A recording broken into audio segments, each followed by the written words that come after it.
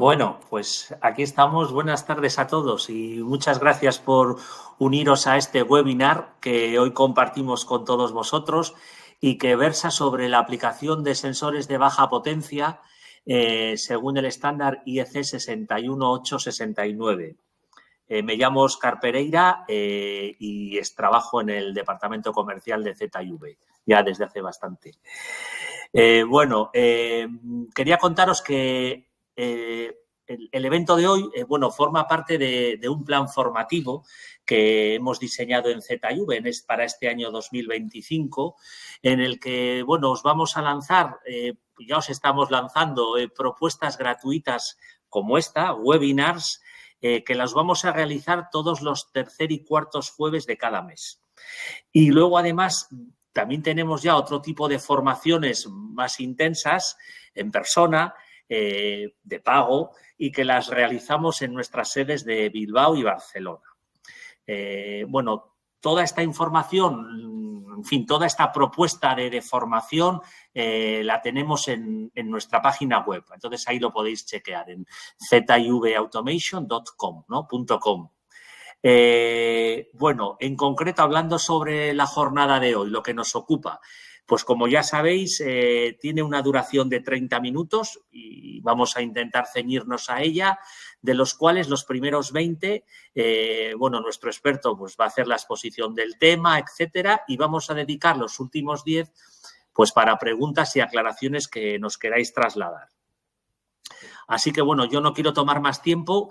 Sí que os digo que yo creo que es interesante que busquéis el botón Display en la parte inferior de vuestra pantalla, le deis a la opción Full Screen, que veréis mejor las diapositivas que hemos preparado, y cualquier pregunta que os surja, pues me la escribís en el chat, que también vais a encontrar ahí abajo. Y, yo voy recopilando todo y al final se las trasladamos al ponente o bien durante la presentación, según vayamos viendo. Así que, aprovecho entonces sí para presentaros a mi colega, a Carlos Gil, que es nuestro ingeniero de aplicación y además es el Product Manager responsable de la línea de producto de sensores en ZV. Y será quien lidere el webinar de hoy. Así que, me imagino, Carlos, que andas por ahí, ¿no? Aquí estoy. Estupendo. Hola. Buenas tardes a todos y bienvenidos gracias Óscar por la introducción, a este webinar donde vamos a ver una presentación acorde a un artículo técnico que se presentó en el pasado evento de la PAC y en el CIGRE, que es la aplicación de, de sensores de baja potencia o transformadores de instrumentación de baja potencia, como bien referidos en la norma. Vale. La presentación va a responder un poco al índice que se muestra en esta diapositiva. La hemos dividido en 5 bloques y vamos a ir pasando tema por tema para ir analizando pues, cada uno de estos puntos. Bueno, inicialmente aquí vemos lo que sería el diagrama de una red eléctrica con las diferentes etapas de las que consta, etapa de generación, transporte, distribución y los consumidores finales, ya sea industria o bien un usuario doméstico. Entonces, aquí en Europa, debido en parte, motivado por directivas europeas, estamos viendo una creciente motivación por las compañías eléctricas a realizar tareas de monitorización y de supervisión sobre la red de media distribución, ¿vale? Entonces, principalmente como ejemplo, estas tareas son detección de paso de falta en neutro, estado de fusibles, medida de parámetros eléctricos para estudio de calidad de la red, estado de los dispositivos, alarmas. Y estas tareas se van a poder desempeñar gracias a dos elementos. Por un lado sería el sensor, o como lo conocemos aquí en ZV, o el acrónimo inglés de LPIT, que es Low Power Instrument Transformer. Y por otro lado, el equipo dispositivo electrónico, el IED, que es el dispositivo electrónico inteligente que va asociado a la conexión con el sensor y que va a gestionar las señales que vienen del sensor. Todo ello, desde hace escasos años, hay un marco legal común de ámbito internacional, que es la nueva norma IEC 61869. Entonces, ¿qué son para qué se utilizan, ¿no?, estos sensores? Bueno, estos sensores de baja potencia tienen tres funciones principales o roles. En primera instancia, lo que pretenden es adaptar la alta tensión de primario que puedan estar expuestos ellos a unos corrientes de secundario, unos valores más reducidos que al fin y al cabo puedan ser manejados por el equipo electrónico al que se conectan. En segundo lugar, proporcionar aislamiento eléctrico a todos estos dispositivos de protección, control o medición. Y en tercer lugar, y más importante, realizar la medición correcta de estos parámetros eléctricos, como puede ser voltaje, corriente o el desfase que tengan, ¿no? Con una cierta linealidad o precisión en un rango de temperatura.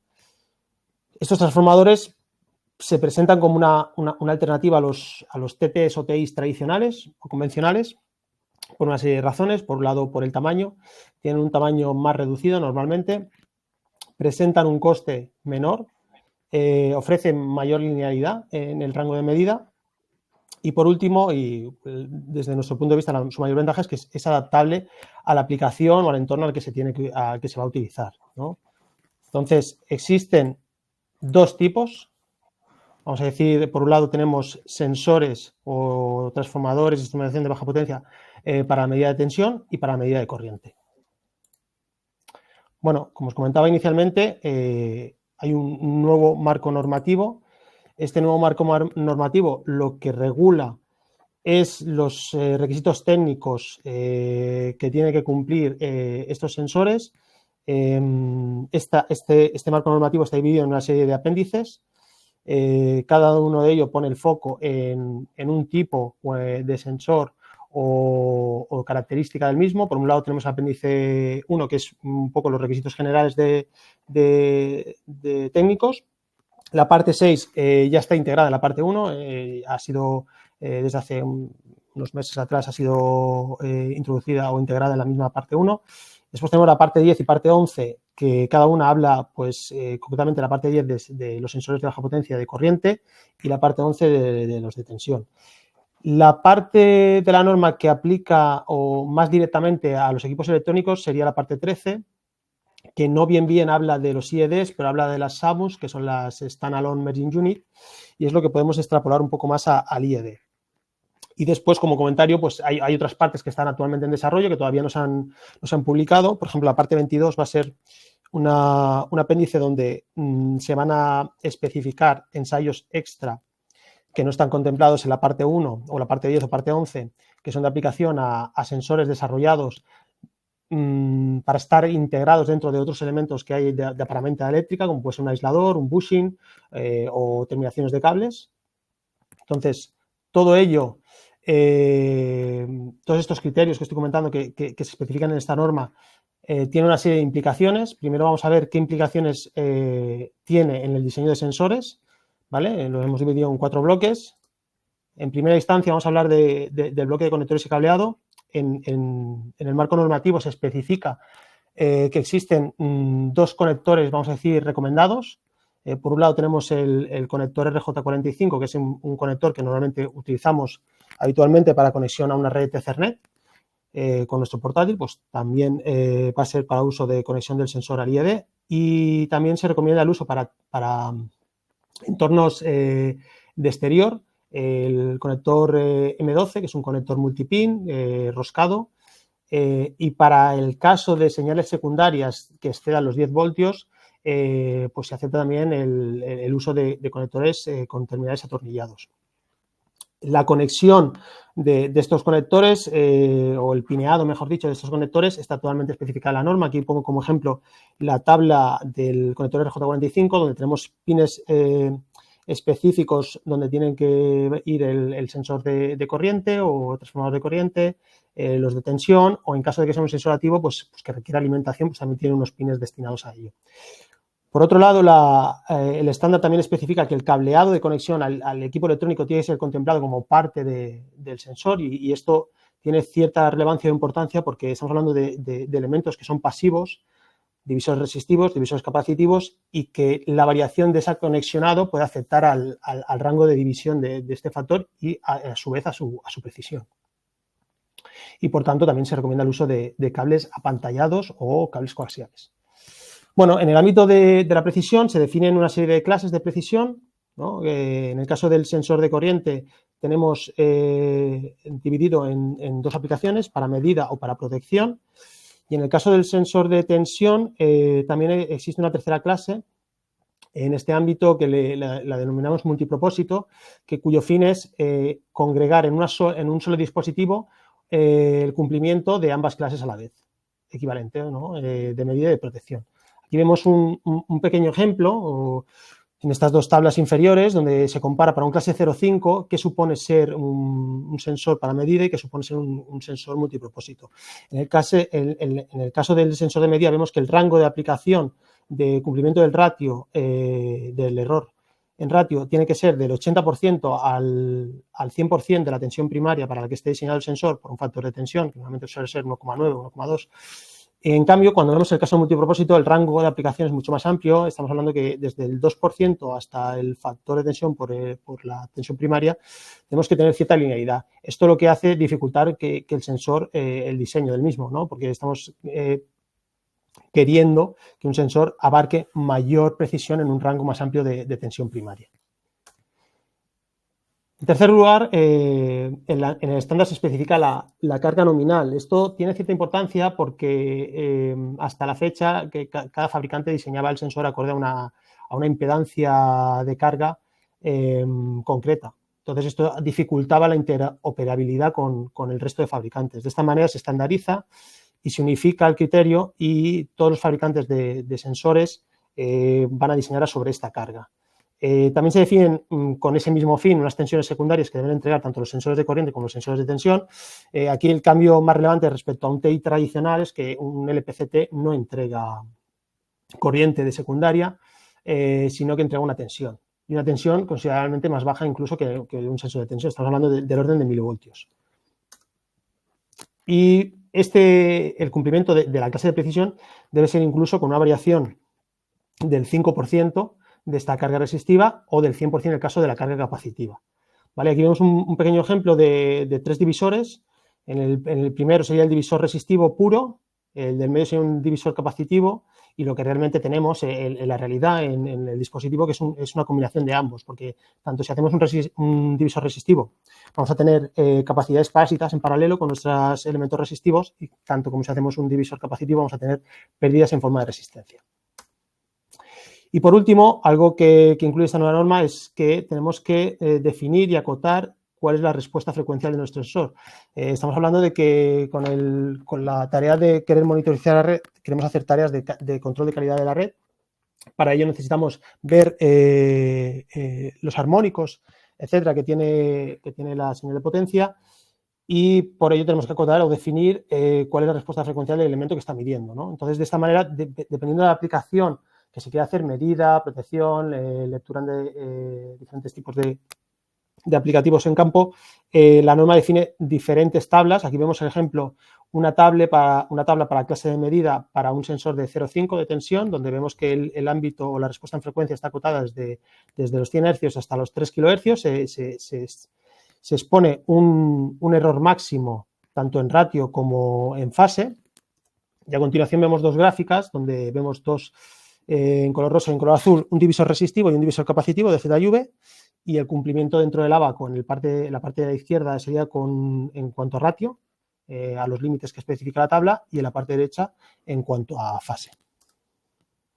Vale, una vez definido un poco las implicaciones que afectan al sensor, vamos a ver las que afectan a un IED con esta nueva normativa. En primera instancia, bueno, recordar que la parte que aplica, digamos, a un IED o que más se asemeja a un IED es la parte 13. Entonces, estamos hablando que normalmente los dispositivos electrónicos estaban preparados para recibir señales de los transformadores tradicionales o convencionales con mayor valor, ya sea en cuanto a corriente, 1 amperio, 5 amperios o en tensión. y se tienen que adaptar a estos nuevos requisitos donde las señales que provienen del sensor van a ser mucho más bajas. Entonces, aquí vemos un poco un diagrama de la etapa de entrada de un IED en cuanto a señales procedentes de un sensor de tensión y de sensor de corriente. En el caso del sensor de tensión, vienen normalmente referidos a tierra. En el caso del sensor de corriente, al ser de menor nivel, se suele atacar al IED con entradas diferenciales. Vemos que la tierra del lado del sensor y del IED puede estar o no conectada entre ellos, y sobre todo existe aislamiento galvánico entre la tierra externa del IED y la masa interna de la electrónica. Tenemos otro caso específico, que es cuando hablamos de sensores de corriente de tipo derivativo, como es una bobina Rogowski. La bobina Rogowski, la señal que entrega es una derivada de la corriente primaria.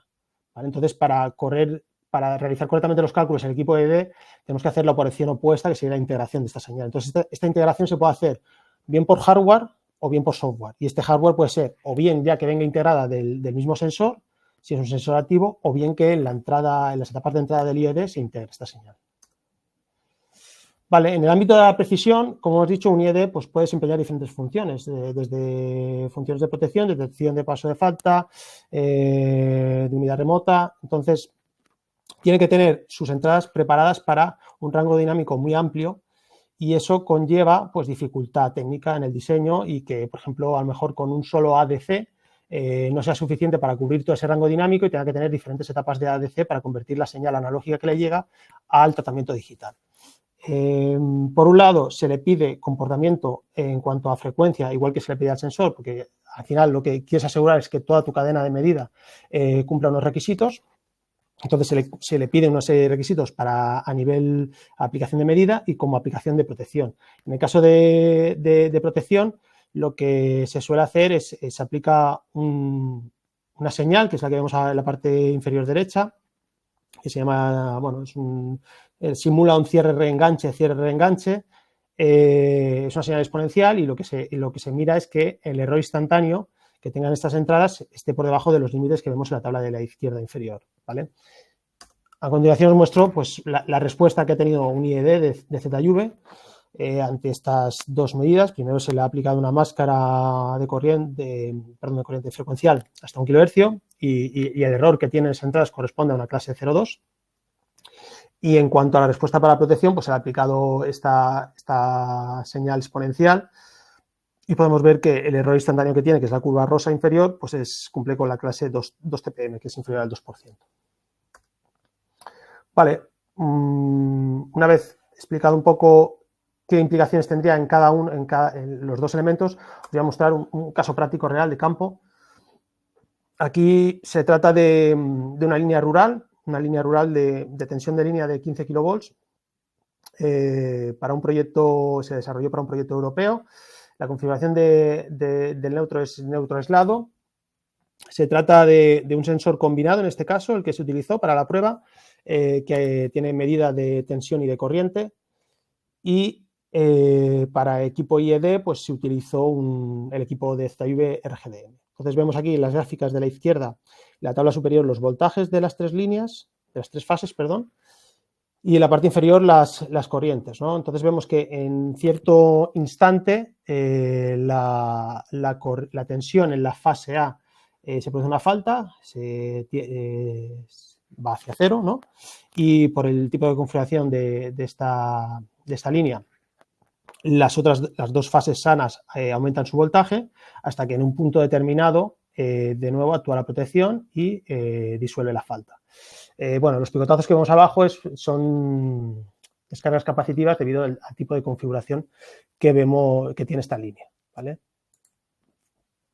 Y bueno, os quería mostrar 3 ejemplos de los dos elementos que hemos comentado, del LPIT y de IED, que tenemos en ZV.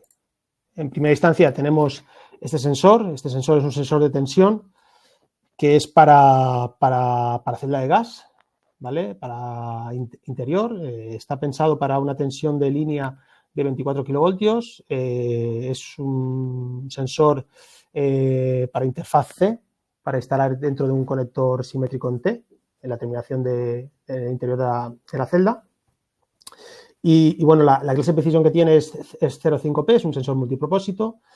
Está diseñado para las impedancias de carga que hemos comentado, acorde a la norma y con el conector que hemos comentado, y tiene la serie de mejoras respecto al modelo anterior. Bueno, la principal es que es acorde a la norma, la siguiente es que, a diferencia de los que conozcáis nuestros modelos anteriores, este está diseñado en una sola pieza para facilitar la instalación y se mejora la clase de precisión del modelo anterior.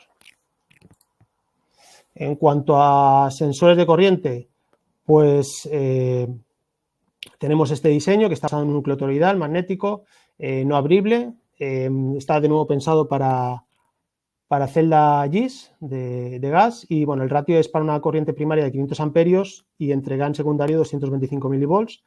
La clase de precisión de este sensor es 0,2S para medida y 5P20 para protección. ¿Vale? Y de nuevo pues tiene el conector RJ45 y basado también en una sola pieza. Y por último, como ejemplo de IED, pues tenemos la Smart RTU, es una unidad remota que, bueno, que tiene aquí en el listado, podéis observar la serie de funciones que desempeña, desde protección de intensidad, de tensión, supervisión y control de interruptor, bueno, registro oscilográfico, registro de eventos, pero principalmente me voy a centrar un poco en las características de las entradas de corriente y tensión para que veáis un poco que está adaptado a los nuevos niveles que requiere la norma en el ámbito de la corriente del orden de milivoltios y que presentan ambas la impedancia que está solicitando la norma, ¿no? Los 2 megas y 50 picos y bueno, un poco un resumen de las precisiones que presenta entre diferentes niveles de tensión. Bueno, por último, de esta presentación obtenemos las siguientes conclusiones. Los transformadores de baja potencia nos van a ser una excelente alternativa a los transformadores convencionales o tradicionales, principalmente porque se pueden adaptar al entorno de instalación. Estos equipos electrónicos IEDs van a unificar lo que antes teníamos en diferentes dispositivos, pues en solo uno, ¿vale? No vamos a tener un equipo para protección, otro para control, sino que se va a unificar en uno. Esta nueva normativa lo que va a favorecer es que lo que hasta ahora no teníamos, que es interoperabilidad entre diferentes fabricantes, tanto de sensores como de equipos electrónicos. Hasta ahora, hasta la fecha, normalmente el propio fabricante del IED tenía que buscar o fabricar el mismo los sensores. De esta manera no había interconexión entre diferentes fabricantes y al final el principal perjudicado de esa situación era el cliente y de esa manera se va a beneficiar. Y por último, comentar que es un estándar que como he dicho, pues sigue teniendo apéndices en evolución, en desarrollo, que van a ir recogiendo un poco los requisitos que está queriendo la red o a su vez está demandando el mercado. Y bueno, simplemente agradeceros vuestra atención a este webinar y si tenéis cualquier consulta o duda, pues bueno, me la podéis realizar si queréis ahora o bien, bueno, a través de Óscar facilitará el contacto de nuestra web y os podemos atender en el momento que deseéis. Perfecto, pues muchas gracias, Carlos. Yo también lo he seguido atentamente tus explicaciones. Pues, a ver, estoy aquí pendiente del chat, pero de momento no ha entrado ninguna pregunta, pero bueno, mientras tanto, que aún nos quedan 7 minutillos o así de sesión, yo te quería preguntar, porque como he empezado diciendo al principio que estoy en el departamento comercial, la verdad es que, bueno, interactúo bastante con clientes, me preguntan y sobre este tema que muchas veces recurro a ti, ya lo sabes, pero hay una pregunta muy recurrente que tiene que ver con los tipos, o sea, tener claro qué tipos de sensores hay cuando hablamos de corriente, los que has llamado como low power CT, ¿no? ¿Qué tipos hay? Has hablado de Rogowski y tal, pero si nos lo puedes aclarar a todos, por favor. Sí, a ver, principalmente el estándar contempla 2 tipos. Ellos en el estándar se denominan como LPCT proporcional o derivativo, ¿vale? Tenemos por un lado el LP proporcional, que está basado en un núcleo ferromagnético. Es un núcleo toroidal que en la parte secundario de ese toroidal, el bobinado, en lugar de entrar una corriente directamente al IED, como sería el TI tradicional, pues contiene una resistencia shunt que convierte esa corriente en una tensión. Y el segundo tipo, que es el que he mencionado así un poco por encima en la presentación, sería el LPCT derivativo, que el nombre le viene, que es la bobina Rogowski. La bobina Rogowski es un bobinado que se ha realizado sobre un núcleo que no es magnético, puede ser una pieza plástica, bueno, al fin y al cabo que no sea magnético, o puede ser simplemente un sustento para facilitar la posición de las espiras.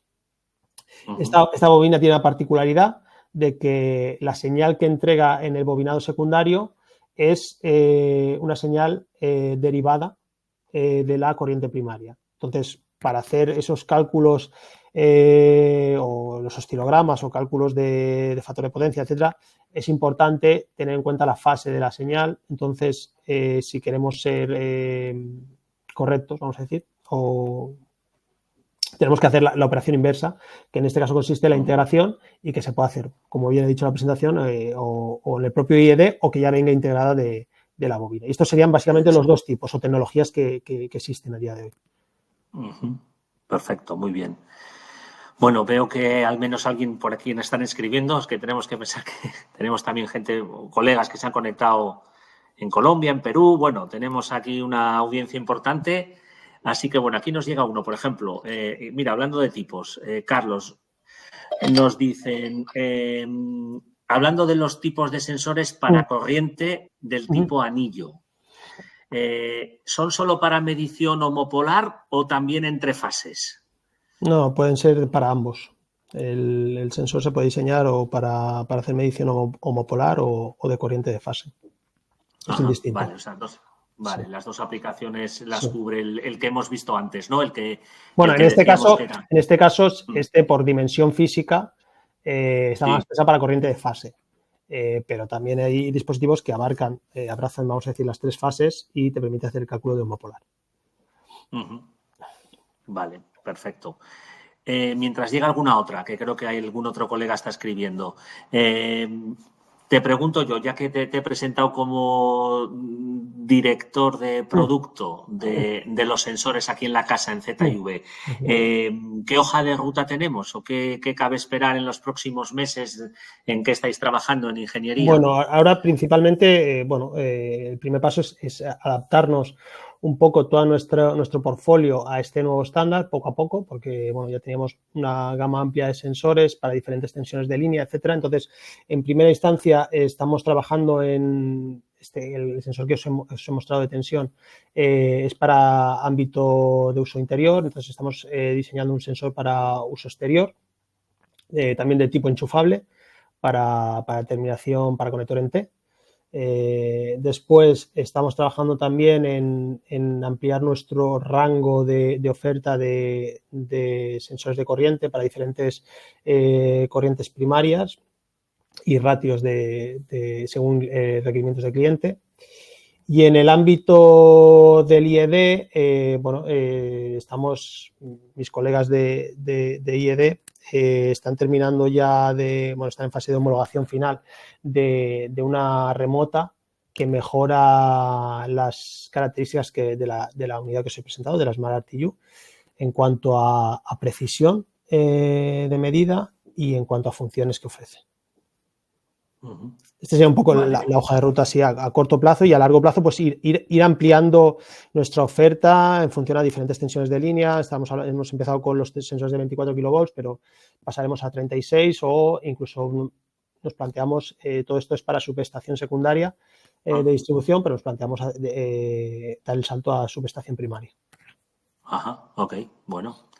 Tengo todavía alguna otra, pero doy prioridad a una que nos llega por el chat. Mira, es Javier Echegaray, de la empresa EDS Eiffage. Vamos a ver, leo y nos dice, dice, entiendo la RTU como un complemento a las celdas para tema de supervisión y control y telecontrol en centros de transformación. Así es, ¿no? Entonces, la pregunta concreta es, ¿podrías dar, Carlos, una pequeña explicación de cómo gestiona tanto la supervisión como la comunicación con el exterior de un centro de transformación? Esta se escapa un poco. Sí, creo, entiendo, claro, yo también, según la estoy leyendo, la pregunta va enfocada sobre todo a la parte de... Exacto, a la parte de comunicaciones de la RTU. Del IED, ¿no? De la RTU. Sí. Pero bueno, yo le diría a Javier que esta parte, si si él tiene interés, yo se la traslado a nuestro colega experto, perdón, de IEDES y charlamos o le aclaramos las dudas de qué protocolos de comunicación utilizamos y de qué forma se envían los paquetes o de los datos recogidos de esta RTU con el centro de control, por ejemplo, y podemos entrar más en detalle que no a lo mejor en este foro, que tampoco soy yo la persona más adecuada para hablar de esas comunicaciones. Vale, sí, dice Javier que sí, que habla de la parte de telecomunicaciones, de eso, de la RTU. Bien, bueno, Javier, lo dicho, te animo a que contactes luego con nosotros a través de la web o lo que sea y eso es, porque yo creo que a lo mejor, la verdad es que hay temas entrelazados que son propiamente de sensórica, donde Carlos es experto, pero en este caso con la parte de IEDES y de esa RTU que tenemos ya preparada para conexión con estos para darle una información correcta y no darle una información que no fuese veraz. Ok. Perfecto. Y bueno, mientras damos un último minuto por si alguien quiere escribir alguna otra cosa, lo que a veces también nos trasladan en otros foros como estos, ¿no? ¿Cuál es el desafío? O sea, ¿qué se enfrenta un cliente, una compañía que tome la decisión de reemplazar los transformadores convencionales por este mundo de los sensores? O sea, ¿cuál es tu opinión? El principal desafío que hay es, bueno, obviamente que cualquier cliente tendrá un parque instalado de dispositivos de control, de protección, cuyas entradas están adecuadas para trabajar con transformadores tradicionales y obviamente, claro, los sensores trabajan con unos niveles de señal inferiores a este respecto.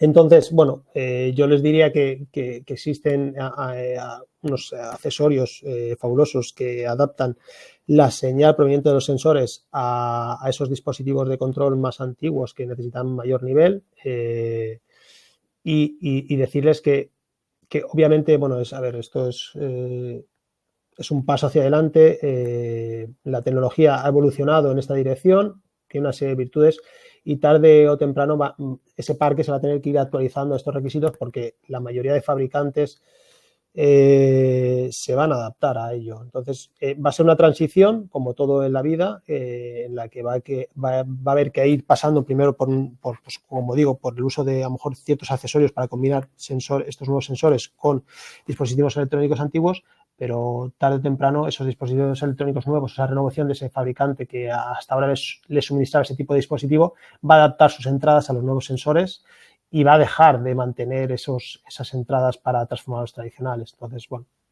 va a ser una transición que esperemos que sea lo menos traumática posible para todas las partes. Ok, bueno, si no, ahí estaremos para apoyar. Exacto. Muy bien, Carlos, perfecto. Oye, pues bueno, veo por aquí que estamos ya como 2 minutos pasados de los 30 que habíamos prometido. Así que, pues nada, yo por mi parte, llegados a este punto, pues, en fin, agradeceros, como no, muy sinceramente a todos por vuestra presencia, por haberos conectado, por haber participado en la reunión, en el seminario. Espero que lo hayáis encontrado interesante. Los 3 avisos o 3 recuerdos. Lo primero es, en cuanto termine, vais a recibir de manera automática un email con un enlace a lo que ha sido la sesión de hoy, así que bueno, la podéis chequear en cualquier momento, como se dice ahora, offline, lo podréis hacer. Recordaros también que, como creo que comenté antes, todos los tercer y cuarto jueves de cada mes vamos a hacer webinars como el de hoy. Entonces, el próximo caerá en el jueves, si digo bien, 20 o 27, ahora me hacéis dudar, de marzo. En cualquier caso, el próximo será sobre el uso de RTDS, los Real Time Digital Simulators, y su aplicación o su apoyo en sistemas integrados. En cualquier caso, toda esta oferta de webinars, os voy a dejar ahora mismo un link en el chat, que es al portal Livestorm. A ver, lo voy a copiar y os lo pongo ahora mismo. Entonces, en este link que veis ahí en el chat es donde está nuestra oferta formativa, ¿no? Sobre todo en el tema de webinars. Chequeadlo y registraros en aquellos que sean de vuestro interés. Como os digo, sucederá cada tercer y cuarto jueves de mes. Por otro lado, otra cosa que quiero hacer, que seguro que alguno me vais a comentar, es el tema de la presentación que ha hecho hoy Carlos. si queréis o sea, voy a daros también un link a nuestra web, lo pongo ahora mismo aquí en el chat, y os podéis descargar el PDF de la presentación. A ver si lo pongo bien. Ahí va, el link para conseguir el PDF de la presentación. Y lo que os digo, el próximo webinar el día 20 del mes que viene. Y yo creo que no me dejo nada más.